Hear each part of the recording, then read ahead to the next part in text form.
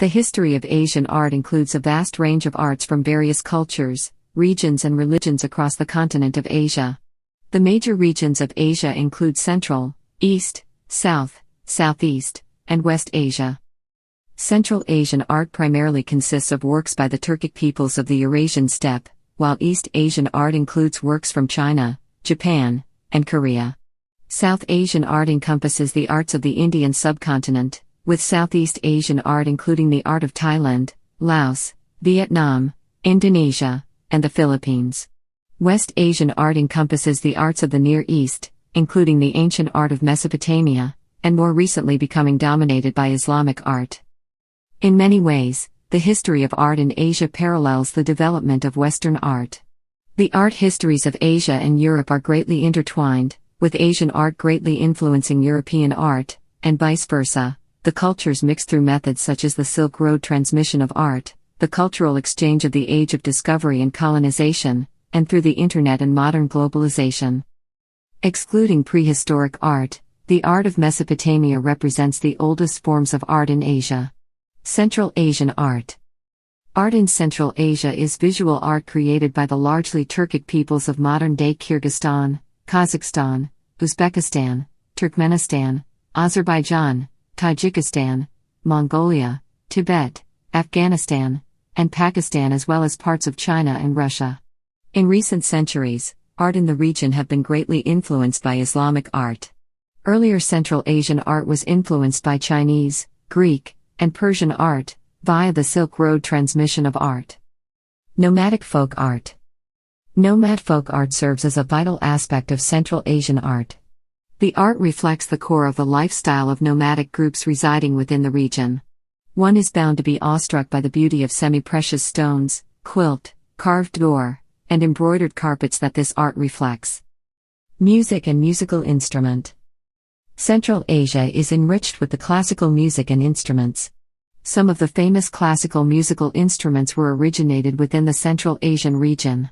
Rubab, Dombra, and Chang are some of the musical instruments used in the musical arts of Central Asia. The revival of Central Asian art. The lives of Central Asian people revolved around nomadic lifestyle. Thereby most of the Central Asian arts in the modern times are also inspired by nomadic living, showcasing the golden era. As the matter of fact, the touch of tradition and culture in Central Asian art act as a major attraction factor for the international art forums. The global recognition towards the Central Asian art has certainly added up to its worth. East Asian art. Chinese art. Chinese art has varied throughout its ancient history, divided into periods by the ruling dynasties of China and changing technology. Different forms of art have been influenced by great philosophers, teachers, religious figures, and even political leaders. Chinese art encompasses fine arts, folk arts, and performance arts. Chinese art is art, whether modern or ancient, that originated in or is practiced in China or by Chinese artists or performers. In the Song dynasty, poetry was marked by a lyric poetry known as Si, which expressed feelings of desire, often in an adopted persona. Also in the Song dynasty, paintings of more subtle expression of landscapes appeared, with blurred outlines and mountain contours which conveyed distance through an impressionistic treatment of natural phenomena. It was during this period that in painting, emphasis was placed on spiritual rather than emotional elements, as in the previous period. Kunku, the oldest extant form of Chinese opera, developed during the Song dynasty in Kunshan, near present-day Shanghai. In the Yuan dynasty, painting by the Chinese painter Zhao Mengfu greatly influenced later Chinese landscape painting, and the Yuan dynasty opera became a variant of Chinese opera which continues today as Cantonese opera. Chinese painting and calligraphy art. Chinese painting. Gongbi and Shei are two painting styles in Chinese painting. Gongbi means meticulous. The rich colors and details in the picture are its main features. Its content mainly depicts portraits or narratives. Shei means freehand. Its form is often exaggerated and unreal, with an emphasis on the author's emotional expression and usually used in depicting landscapes. In addition to paper and silk, traditional paintings have also been done on the walls, such as the Mogao grottos in Gansu province. The Dunhuang Mogao grottos were built in the Northern Wei dynasty. It consists of more than 700 caves, of which 492 caves have murals on the walls, totaling more than 45,000 square meters. The murals are very broad in content, include Buddha statues, paradise, angels, important historical events and even donors. The painting styles in early cave received influence from India and the West. From the Tang dynasty, the murals began to reflect the unique Chinese painting style. Chinese calligraphy. The Chinese calligraphy can be traced back to the Daishuan that appeared in the Zhou dynasty. After Emperor Qin unified China, Prime Minister Li Si collected and compiled Xiaoshuan style as a new official text. The small seal script is very elegant but difficult to write quickly. In the Eastern Han Dynasty, a type of script called the Lishu began to rise. Because it reveals no circles and very few curved lines, it is very suitable for fast writing. After that, the Keishu style has appeared, and its structure is simpler and neater. This script is still widely used today. Ancient Chinese crafts. Jade. Early jade was used as an ornament or sacrificial utensils. The earliest Chinese carved jade object appeared in the Hamudu culture in the early Neolithic period. During the Shang dynasty, Bai and Kong appeared, which were guessed as sacrificial utensils, representing the sky and the earth. In the Zhou dynasty, due to the using of higher hardness engraving tools, jades were carved more delicately and began to be used as a pendant or ornament in clothing. Jade was considered to be immortal and could protect the owner, so carved jade objects were often buried with the deceased, such as a jade burial suit from the tomb of Lu Sheng, a prince of the Western Han dynasty. Porcelain. Porcelain is a kind of ceramics made from kaolin at high temperature. The earliest ceramics in China appeared in the Shang dynasty. And the production of ceramics laid the foundation for the invention of porcelain. The history of Chinese porcelain can be traced back to the Han dynasty. In the Tang dynasty, porcelain was divided into celadon and white porcelain. In the Song dynasty, Jingdezhen was selected as the royal porcelain production center and began to produce blue and white porcelain. Modern Chinese art. After the end of the last feudal dynasty in China, with the rise of the new cultural movement, Chinese artists began to be influenced by Western art and began to integrate Western art into Chinese culture. Influenced by American jazz, Chinese composer Li Jinwei began to create and promote popular music, which made a huge sensation. At the beginning of the 20th century, oil paintings were introduced to China, and more Chinese painters began to touch Western painting techniques and combine them with traditional Chinese painting. Meanwhile, a new form of painting, comics, has also begun to rise. It was popular with many people and became the most affordable way to entertain at the time. Tibetan art. Tibetan art refers to the art of Tibet and other present and former Himalayan kingdoms. Tibetan art is first and foremost a form of sacred art, reflecting the overriding influence of Tibetan Buddhism on these cultures. The sand mandala is a Tibetan Buddhist tradition which symbolizes the transitory nature of things. As part of Buddhist canon, all things material are seen as transitory. A sand mandala is an example of this, being that once it has been built and its accompanying ceremonies and viewing are finished, it is systematically destroyed. As Mahayana Buddhism emerged as a separate school in the 4th century BC, it emphasized the role of bodhisattvas, compassionate beings who forego their personal escape to nirvana in order to assist others. From an early time, various bodhisattvas were also subjects of statuary art. Tibetan Buddhism, as an offspring of Mahayana Buddhism, inherited this tradition. But the additional dominating presence of the Vajrayana may have had an overriding importance in the artistic culture. A common bodhisattva depicted in Tibetan art is the deity Tsenre Sik, often portrayed as a 1,000-armed saint with an eye in the middle of each hand, representing the all-seeing compassionate one who hears our requests. This deity can also be understood as a Yidam, or meditation Buddha for Vajrayana practice. Tibetan Buddhism contains Tantric Buddhism, also known as Vajrayana Buddhism for its common symbolism of the Vajra, the diamond thunderbolt. Most of the typical Tibetan Buddhist art can be seen as part of the practice of Tantra. Vajrayana techniques incorporate many visualizations/imaginations during meditation, and most of the elaborate tantric art can be seen as aids to these visualizations, from representations of meditational deities to mandalas and all kinds of ritual implements. A visual aspect of Tantric Buddhism is the common representation of wrathful deities, often depicted with angry faces, circles of flame, or with the skulls of the dead. These images represent the protectors, and their fearsome bearing belies their true compassionate nature. Actually, their wrath represents their dedication to the protection of the Dharma teaching as well as to the protection of the specific tantric practices to prevent corruption or disruption of the practice.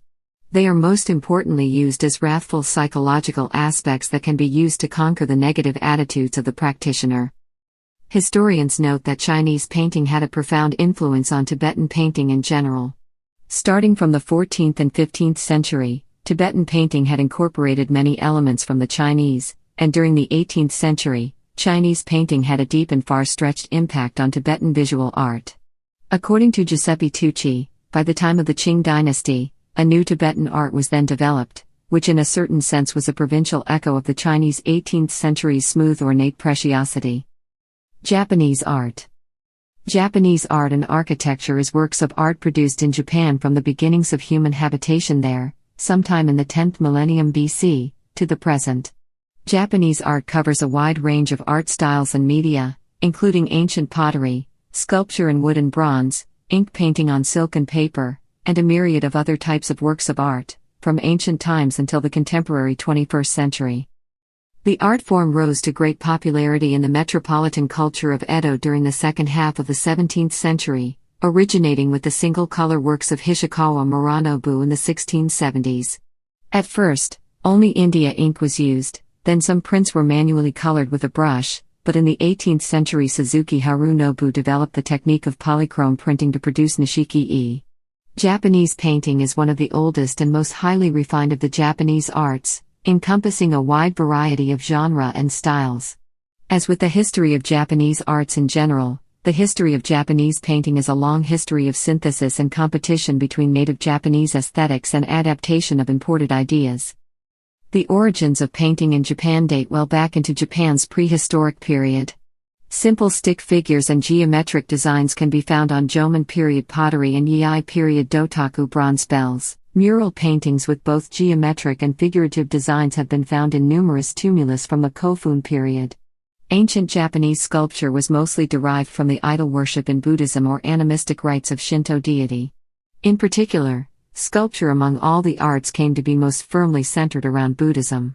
Materials traditionally used were metal, especially bronze, and, more commonly, wood, often lacquered, gilded, or brightly painted. By the end of the Tokugawa period, such traditional sculpture, except for miniaturized works, had largely disappeared because of the loss of patronage by Buddhist temples and the nobility. Ukiyo, meaning floating world, refers to the impetuous young culture that bloomed in the urban centers of Edo, Osaka, and Kyoto that were a world unto themselves. It is an ironic allusion to the homophone term sorrowful world, the earthly plane of death and rebirth from which Buddhists sought release. Korean art. Korean art is noted for its traditions in pottery, music, calligraphy, painting, sculpture, and other genres, often marked by the use of bold color, natural forms, precise shape and scale, and surface decoration. While there are clear and distinguishing differences between three independent cultures, there are significant and historical similarities and interactions between the arts of Korea, China, and Japan. The study and appreciation of Korean art is still at a formative stage in the West. Because of Korea's position between China and Japan, Korea was seen as a mere conduit of Chinese culture to Japan. However, recent scholars have begun to acknowledge Korea's own unique art, culture and important role in not only transmitting Chinese culture but assimilating it and creating a unique culture of its own. An art given birth to and developed by a nation is its own art. Generally, the history of Korean painting is dated to approximately 108 CE, when it first appears as an independent form. Between that time and the paintings and frescoes that appear on the Goryeo dynasty tombs, there has been little research. Suffice to say that till the Joseon dynasty the primary influence was Chinese painting, though done with Korean landscapes, facial features, Buddhist topics, and an emphasis on celestial observation in keeping with the rapid development of Korean astronomy. Throughout the history of Korean painting, there has been a constant separation of monochromatic works of black brushwork on very often mulberry paper or silk, and the colorful folk art or minhwa, ritual arts, tomb paintings, and festival arts which had extensive use of color. This distinction was often class-based. Scholars, particularly in Confucian art, felt that one could see color in monochromatic paintings within the gradations and felt that the actual use of color coarsened the paintings and restricted the imagination. Korean folk art and painting of architectural frames was seen as brightening certain outside wood frames, and again within the tradition of Chinese architecture, and the early Buddhist influences of profuse rich thalo and primary colors inspired by art of India. Contemporary art in Korea. The first example of Western-style oil painting in Korean art was in the self-portraits of Korean artist Ko Hui-dong. Only 3 of these works still remain today. These self-portraits impart an understanding of medium that extends well beyond the affirmation of stylistic and cultural difference. By the early 20th century, the decision to paint using oil and canvas in Korea had 2 different interpretations. One being a sense of enlightenment due to Western ideas and art styles. This enlightenment derived from an intellectual movement of the 17th and 18th centuries. Ko had been painting with this method during a period of Japan's annexation of Korea. During this time many claimed his art could have been political, however, he himself stated he was an artist and not a politician. Ko stated, "While I was in Tokyo, a very curious thing happened. At that time there were fewer than 100 Korean students in Tokyo. All of us were drinking the new air and embarking on new studies. But there were some who mocked my choice to study art.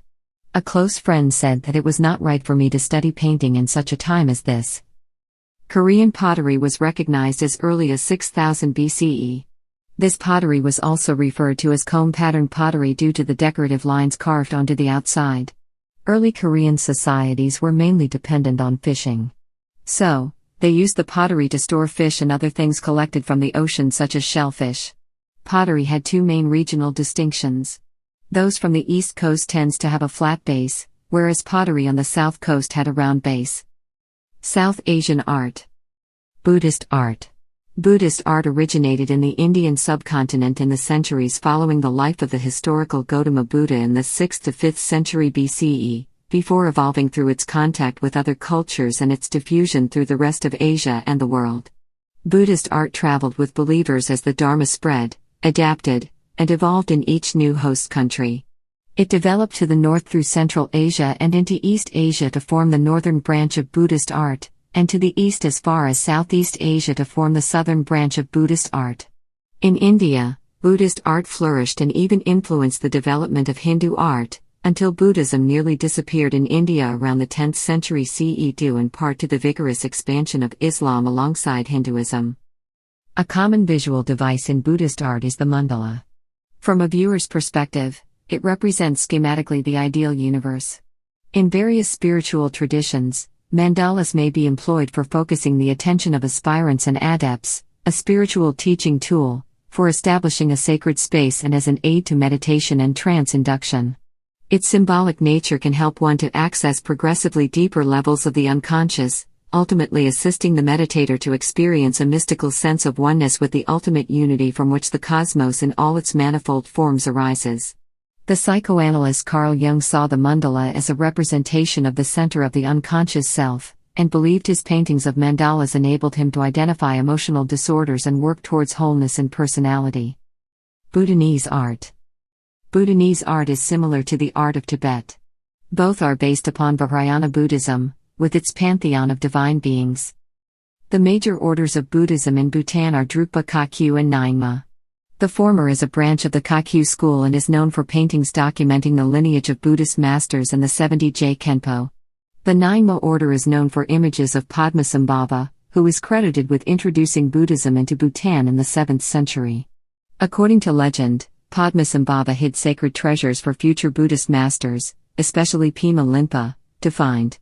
The treasure finders are also frequent subjects of Nyingma art. Each divine being is assigned special shapes, colors, and/or identifying objects, such as lotus, conch shell, thunderbolt, and begging bowl. All sacred images are made to exact specifications that have remained remarkably unchanged for centuries. Bhutanese art is particularly rich in bronzes of different kinds that are collectively known by the name kamso even though they are made in Bhutan, because the technique of making them was originally imported from the eastern province of Tibet called Kham. Wall paintings and sculptures, in these regions, are formulated on the principal ageless ideals of Buddhist art forms. Even though their emphasis on detail is derived from Tibetan models, their origins can be discerned easily, despite the profusely embroidered garments and glittering ornaments with which these figures are lavishly covered. In the grotesque world of demons, the artists apparently had greater freedom of action than when modeling images of divine beings. The arts and crafts of Bhutan that represent the exclusive spirit and identity of the Himalayan kingdom are defined as the art of Zorig Chasam, which means the 13 arts and crafts of Bhutan. The 13 crafts are carpentry, painting, paper making, blacksmithery, weaving, sculpting and many other crafts.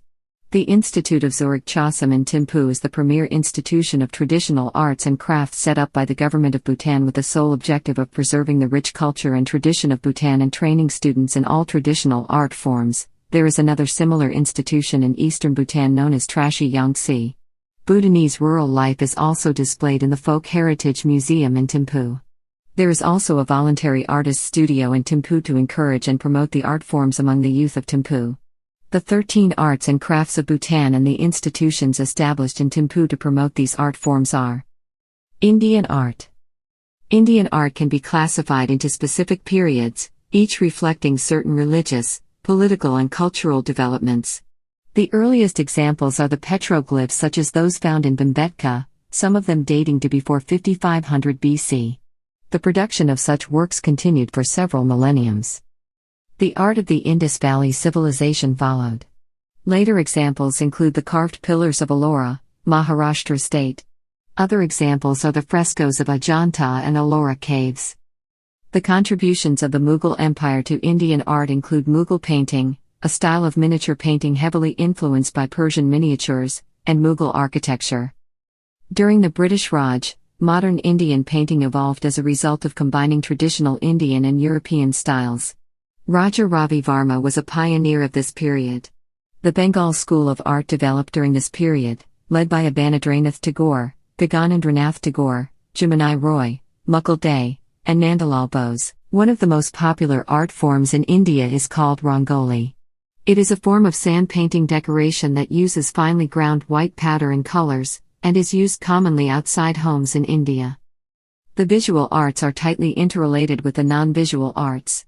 According to Kapila Vatsyayan, classical Indian architecture, sculpture, painting, literature, music and dancing evolved their own rules conditioned by their respective media, but they shared with one another not only the underlying spiritual beliefs of the Indian religio-philosophic mind, but also the procedures by which the relationships of the symbol and the spiritual states were worked out in detail.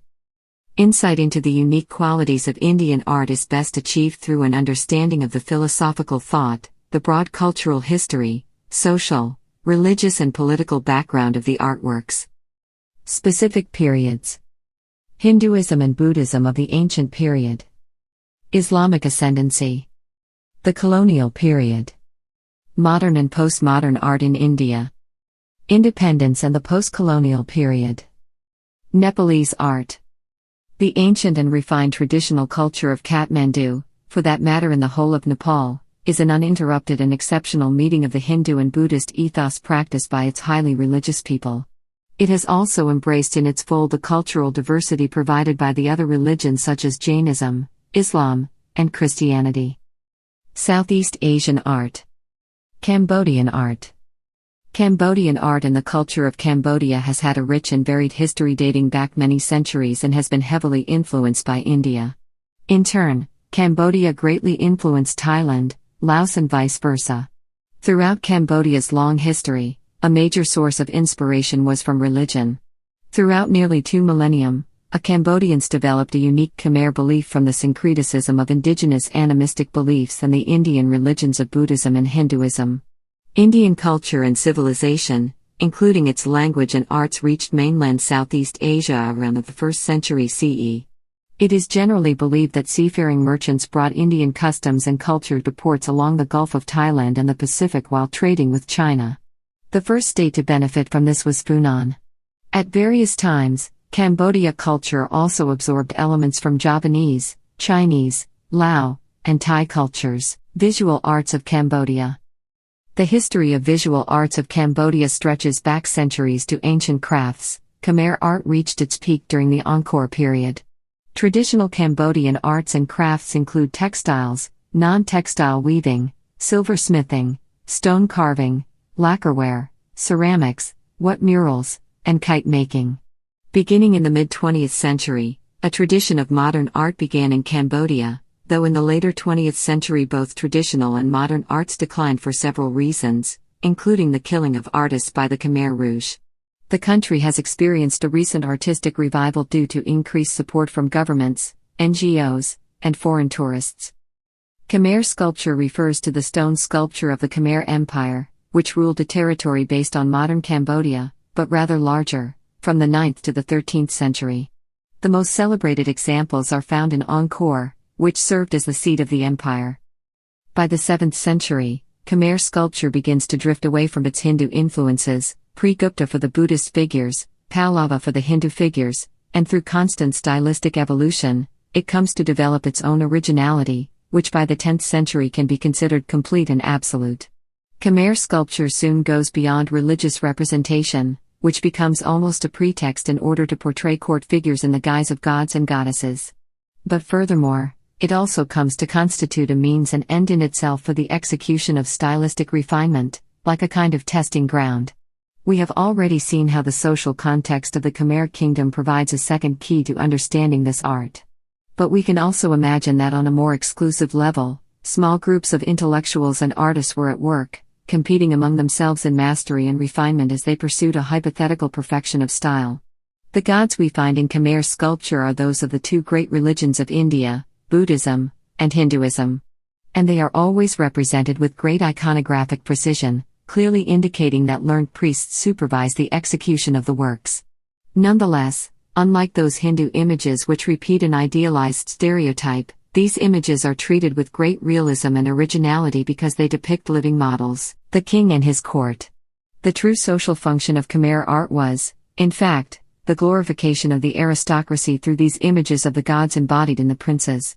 In fact, the cult of the Devaraja required the development of an eminently aristocratic art in which the people were supposed to see the tangible proof of the sovereign's divinity, while the aristocracy took pleasure in seeing itself, if it's true, in idealized form, immortalized in the splendor of intricate adornments, elegant dresses and extravagant jewelry. The sculptures are admirable images of the gods, royal and imposing presences, though not without feminine sensuality, makes us think of important persons at the courts, persons of considerable power. The artists who sculpted the stones doubtless satisfied the primary objectives and requisites demanded by the persons who commissioned them. The sculptures represent the chosen divinity in the orthodox manner and succeed in portraying, with great skill and expertise, high figures of the courts in all of their splendor, in the attire, adornments and jewelry of a sophisticated beauty. Indonesian art. Indonesian art and culture has been shaped by long interaction between original indigenous customs and multiple foreign influences. Indonesia is central along ancient trading routes between the Far East and the Middle East, resulting in many cultural practices being strongly influenced by a multitude of religions, including Hinduism, Buddhism, Confucianism, and Islam, all strong in the major trading cities. The result is a complex cultural mixture very different from the original indigenous cultures. Indonesia is not generally known for paintings, aside from the intricate and expressive Balinese paintings, which often express natural scenes and themes from the traditional dances. Other exceptions include indigenous Kenya paint designs based on, as commonly found among Austronesian cultures, endemic natural motifs such as ferns, trees, dogs, hornbills and human figures. These are still to be found decorating the walls of Kenya Dayak longhouses in East Kalimantan's Apokayan region. Indonesia has a long Bronze and Iron Ages, but the art form particularly flourished from the 8th century to the 10th century, both as standalone works of art, and also incorporated into temples. Most notable are the hundreds of meters of relief sculpture at the Temple of Borobudur in central Java. Approximately 2 miles of exquisite relief sculpture tell the story of the life of Buddha and illustrate his teachings. The temple was originally home to 504 statues of the seated Buddha. This site, as with others in central Java, show a clear Indian influence. Calligraphy, mostly based on the Quran, is often used as decoration as Islam forbids naturalistic depictions. Some foreign painters have also settled in Indonesia. Modern Indonesian painters use a wide variety of styles and themes. Balinese art. Balinese art is art of Hindu-Javanese origin that grew from the work of artisans of the Majapahit kingdom, with their expansion to Bali in the late 13th century. From the 16th until the 20th centuries, the village of Kamasan, Klungkung, was the center of classical Balinese art. During the first part of the 20th century, new varieties of Balinese art developed. Since the late 20th century, Ubud and its neighboring villages established a reputation as the center of Balinese art. Ubud and Batuan are known for their paintings, Mas for their wood carvings, Siluk for gold and silversmiths, and Batubulan for their stone carvings. Covarrubias describes Balinese art as a highly developed, although informal Baroque folk art that combines the peasant liveliness with the refinement of classicism of Hinduistic Java, but free of the conservative prejudice and with a new vitality fired by the exuberance of the demonic spirit of the tropical primitive. Eisman correctly pointed out that Balinese art is actually carved, painted, woven, and prepared into objects intended for everyday use rather than as object d'art. In the 1920s, with the arrival of many Western artists, Bali became an artist enclave for avant-garde artists such as Walter Spies, Rudolf Bonnet, Adrian Jean Lemaire, Aries Smith and Donald Friend in more recent years.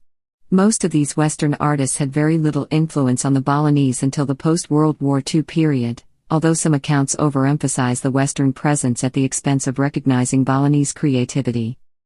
This groundbreaking period of creativity reached a peak in the late 1930s. A stream of famous visitors, including Charlie Chaplin and the anthropologists Gregory Bateson and Margaret Mead, encouraged the talented locals to create highly original works.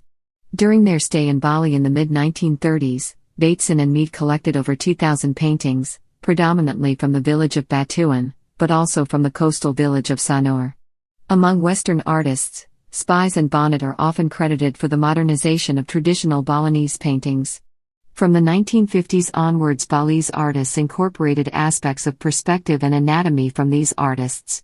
More importantly, they acted as agents of change by encouraging experimentation, and promoted departures from tradition. The result was an explosion of individual expression that increased the rate of change in Balinese art. Laotian art includes ceramics, Lao Buddhist sculpture, and Lao music. Lao Buddhist sculptures were created in a large variety of material including gold, silver and most often bronze. Brick and mortar also was a medium used for colossal images. A famous of these is the image of Phaya Vat in Vientiane, although a renovation completely altered the appearance of the sculpture, and it no longer resembles a Lao Buddha. Wood is popular for small, votive Buddhist images that are often left in caves. Wood is also very common for large, life-size standing images of the Buddha. The most famous two sculptures carved in semi-precious stone are the Pra Keo and the Pra Phutta Bozavarat. The Pra Keo, which is probably of Shang-Sen origin, is carved from a solid block of jade. It rested in Vientiane for 200 years before the Siamese carried it away as booty in the late 18th century. Today it serves as the Palladium of the Kingdom of Thailand, and resides at the Grand Palace in Bangkok. The Pra Phutta Bozavarat, like the Pra Keo, is also enshrined in its own chapel at the Grand Palace in Bangkok. Before the Siamese seized it in the early 19th century, this crystal image was the Palladium of the Lao Kingdom of Champasak. Many beautiful Lao Buddhist sculptures are carved right into the Pak U caves. Near Pak U the Tham Ting and the Tham Thiang are near Luang Prabang, Laos. They are a magnificent group of caves that are only accessible by boat, about 2 hours upstream from the center of Luang Prabang, and have recently become more well-known and frequented by tourists. The caves are noted for their impressive Buddhist and Lao-style sculptures carved into the cave walls, and hundreds of discarded Buddhist figures laid out over the floors and wall shelves. They were put there as their owners did not wish to destroy them, so a difficult journey is made to the caves to place their unwanted statue there. Thai art. Thai art and visual art was traditionally and primarily Buddhist and royal art. Sculpture was almost exclusively of Buddha images, while painting was confined to illustration of books and decoration of buildings, primarily palaces and temples. Thai Buddha images from different periods have a number of distinctive styles. Contemporary Thai art often combines traditional Thai elements with modern techniques. Traditional Thai paintings showed subjects in 2 dimensions without perspective. The size of each element in the picture reflected its degree of importance. The primary technique of composition is that of apportioning areas, the main elements are isolated from each other by space transformers. This eliminated the intermediate ground, which would otherwise imply perspective. Perspective was introduced only as a result of Western influence in the mid-19th century. The most frequent narrative subjects for paintings were or are the Jataka stories, episodes from the life of the Buddha, the Buddhist heavens and hells, and scenes of daily life. The Sukhothai period began in the 14th century in the Sukhothai kingdom. Buddha images of the Sukhothai period are elegant, with sinuous bodies and slender, oval faces. This style emphasized the spiritual aspect of the Buddha, by omitting many small anatomical details. The effect was enhanced by the common practice of casting images in metal rather than carving them. This period saw the introduction of the walking Buddha pose. Sukhothai artists tried to follow the canonical defining marks of a Buddha, as they are set out in ancient Pali texts. Skin so smooth that dust cannot stick to it. Legs like a deer. Thighs like a banyan tree. Shoulders as massive as an elephant's head. Arms round like an elephant's trunk, and long enough to touch the knees. Hands like lotuses about to bloom. Fingertips turned back like petals. Head like an egg. Hair like scorpion stingers. Chin like a mango stone. Nose like a parrot's beak. Earlobes lengthened by the earrings of royalty. Eyelashes like a cow's. Eyebrows like drawn bows. Sukhothai also produced a large quantity of glazed ceramics in the Songkhalok style, which were traded throughout Southeast Asia. Vietnamese art. Vietnamese art is from one of the oldest of such cultures in the Southeast Asia region. A rich artistic heritage that dates to prehistoric times and includes silk painting, sculpture, pottery, ceramics, woodblock prints, architecture, music, dance and theater. Traditional Vietnamese art is art practiced in Vietnam or by Vietnamese artists, from ancient times to post-Chinese domination art which was strongly influenced by Chinese Buddhist art, among other philosophies such as Taoism and Confucianism. The art of Champa and French art also played a smaller role later on. The Chinese influence on Vietnamese art extends into Vietnamese pottery and ceramics, calligraphy, and traditional architecture. Currently, Vietnamese lacquer paintings have proven to be quite popular. The Nguyen dynasty, the last ruling dynasty of Vietnam, saw a renewed interest in ceramics and porcelain art. Imperial courts across Asia imported Vietnamese ceramics. Despite how highly developed the performing arts became during the Nguyen dynasty, some view other fields of arts as beginning to decline during the latter part of the Nguyen dynasty. Beginning in the 19th century, modern art and French artistic influences spread into Vietnam. In the early 20th century, the École Supérieure des Beaux-Arts de l'Indochine was founded to teach European methods and exercised influence mostly in the larger cities, such as Hanoi and Ho Chi Minh City. Travel restrictions imposed on the Vietnamese during France's 80-year rule of Vietnam and the long period of war for national independence meant that very few Vietnamese artists were able to train or work outside of Vietnam. A small number of artists from well-to-do backgrounds had the opportunity to go to France and make their careers there for the most part. Examples include Le Thi Lu, Le Pho, Mai Trung Thu, Le Vanda, Le Ba Dang, and Pham Tang. Modern Vietnamese artists began to utilize French techniques with many traditional mediums such as silk, lacquer, etc., thus creating a unique blend of Eastern and Western elements. Vietnamese calligraphy. Calligraphy has had a long history in Vietnam, previously using Chu Han along with Chu Nam. However, most modern Vietnamese calligraphy instead uses the Roman character-based Chu Quoc Ngu, which has proven to be very popular. In the past, with literacy and the old character-based writing systems of Vietnam being restricted to scholars and elites, calligraphy nevertheless still played an important part in Vietnamese life. On special occasions such as the Lunar New Year, people would go to the village teacher or scholar to make them a calligraphy hanging. People who could not read or write also often commissioned scholars to write prayers which they would burn at temple shrines. Filipino art. The earliest known Filipino art are the rock arts, where the oldest is the Ongono petroglyphs, made during the Neolithic Age, dated between 6000 and 2000 BC. The carvings were possibly used as part of an ancient healing practice for sick children. This was followed by the Alab petroglyphs, dated not later than 1500 BC, which exhibited symbols of fertility such as a pudenda.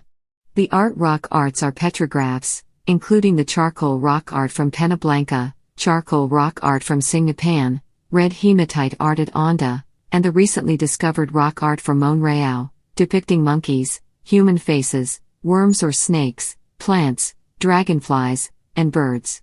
Between 890 and 710 BC, the Manyungal jar was made in southern Palawan. It served as a secondary burial jar, where the top cover depicts the journey of the soul into the afterlife through a boat with a psychopomp. In 100 BC, the Kabayan mummy burial caves were carved from a mountain. Between 5 BC to 225 AD, the Madam anthropomorphic pottery were created in Cotabato. The crafts were secondary burial jars, with many depicting human heads, hands, feet, and breast. By the 4th century AD, and most likely before that, ancient people from the Philippines have been making giant warships, where the earliest known archaeological evidences have been excavated from Butuan, where the ship was identified as a Balangay and dated at 320 AD. The oldest, currently found, artifact with a written script on it is the Laguna copperplate inscription, dated 900 AD. The plate discusses the payment of a debt. The Butuan ivory seal is the earliest known ivory art in the country, dated between the 9th to 12th century AD. The seal contains carvings of an ancient script. During this period, various artifacts were made, such as the Agusan image, a gold statue of a deity, possibly influenced by Hinduism and Buddhism.